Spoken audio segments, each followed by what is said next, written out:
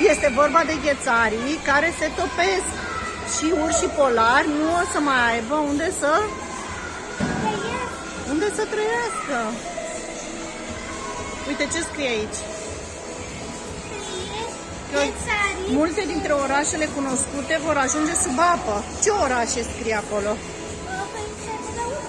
Mai jos, mai jos. Mai jos. Aici.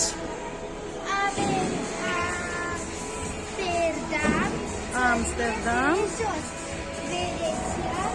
Veneția și New Orleans.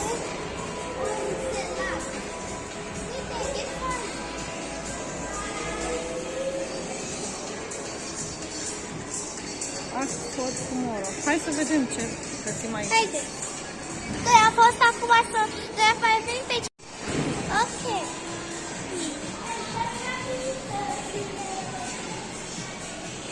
Hai să vedem aici. Ce sunt astea? Ia vino să vedem.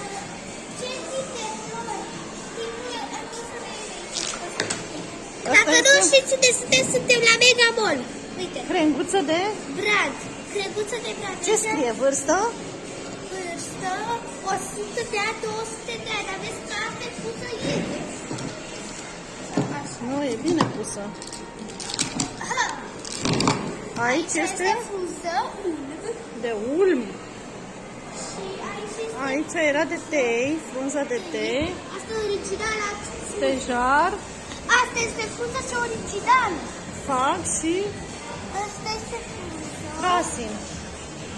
Frasin. Asta este stejar.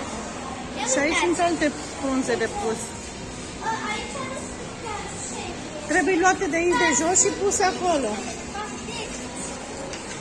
În drumul nostru vom cunoaște diferite specii de arbori. Cum este etajată pădurea.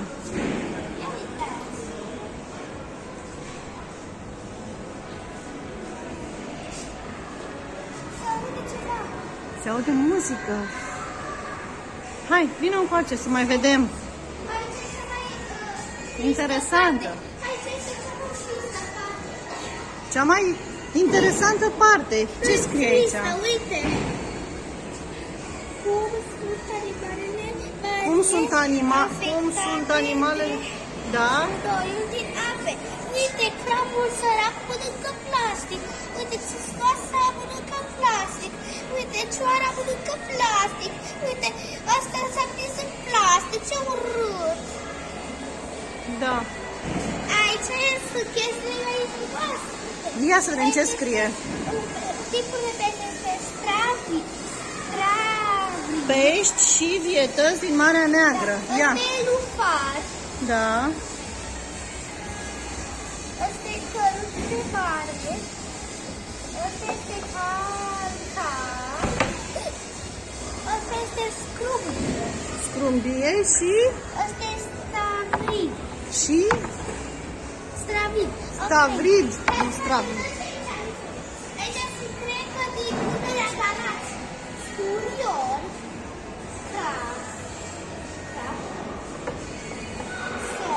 Sob de preferate. Șchiucă. Păstră. Și sturionul. Da. Toți din mediul acvatic. Ia, și aici? Este cu microplastic. Vino să vedem. Dimensiuni mai mici de 5 mm, care nu pot fi văzute cu ochiul liber. Un plastic foarte, foarte mic. Ia, ce vedem aici?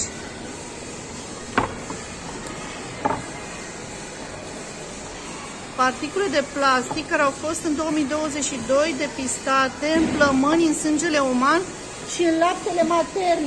A fost găsit plastic. Doamne ferește!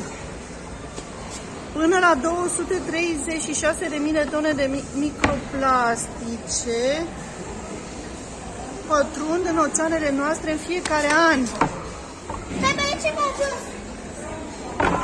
Upsă, Daisy!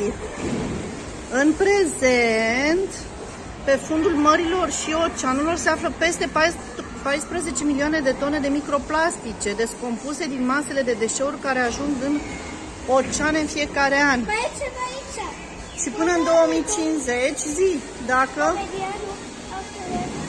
nu acționează, cantitatea de plastic aruncată va depăși cantitatea de pește din oceane. Va fi mai mult plastic decât pește. Și aici, bea apă filtrată, folosește bitoane utilizabile. Când te afli în natură, nu lăsa deșeuri în urma ta. Colectează separat acasă, la școală și în vacanță. Și implică-te în acțiuni de ecologizare. Ia uite, farfurii și tacâmuri din plastic, sticle. 100 de milioane de sticle fabricate din PET. Vă plac pantofii de noi? Să cumpărați.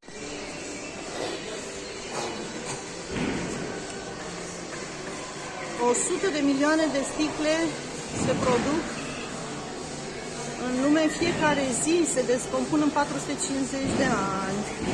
Astea ce sunt? Tacâmuri. Tacâmurile din plastic au fost interzise, se descompun în 200 de ani. Aici ce sunt astea? Reciclabile, se transportă la centre de colectare. Astea ce sunt? Ambalaje. Ambalajele de bomboane dintr-o combinație de plastic și aluminiu.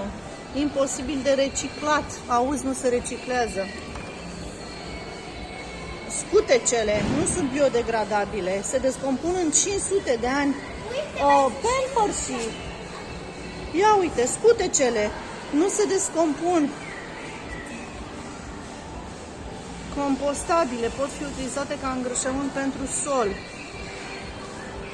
Resturi de fructe, legume, coși de ouă. Zațul de cafea se descompune în 4-6 săptămâni.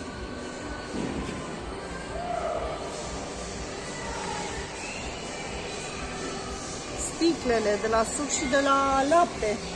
Sticlele de la suc și de la lapte, de care nu știam dacă sunt carton, plastic și aluminiu. Sunt duse la fabrica de reciclare. Amestecă ambalajele goale cu apă.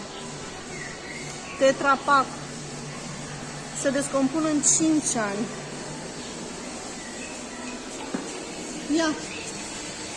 Ia să vedem și aici. Alfabetul plasticului. Foarte interesant. Și aici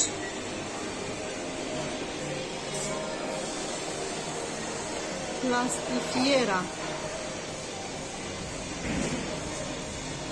Cel mai nou ecosistem din natură, creat accidental de om.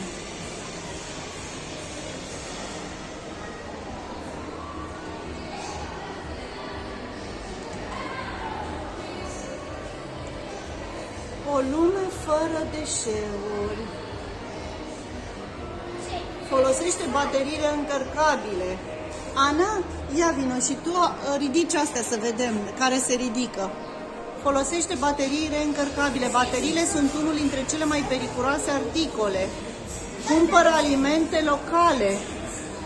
Ia să vedem la alimente locale față de alimentele acestea care sunt ultra împachetate. Regândește noi roluri pentru obiectele vechi sau uzate. Refolosire, cauciucurile, dar și astea poluează. Nu arunca la gunoi fructele și legumele care s-au copt prea mult.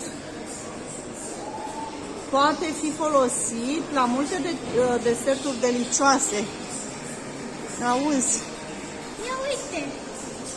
Trebuie să le donăm, dacă nu se... Dă jucăriilor tale șansa la a doua viață, donează-le. Trebuie să donăm jucării, când ne apucăm? Știai că este nevoie de 1.000.000 de ani pentru ca un borcan din sticlă să se descompună în natură? De aceea trebuie să reciclăm și borcanele de sticlă, să le ducem la reciclat. Păi ca să nu ajungă în mediu. Da, nu arunca ceea ce poate fi reparat. Da, trebuie să avem sacoșe din material textil. Dar noi de la magazină, ia de ce le dau de astea? Păi ne dau, dar ai văzut că costă foarte mult ca să lumea să fie descurajată să le cumpere. Și alege să filtreze apa de la robinet.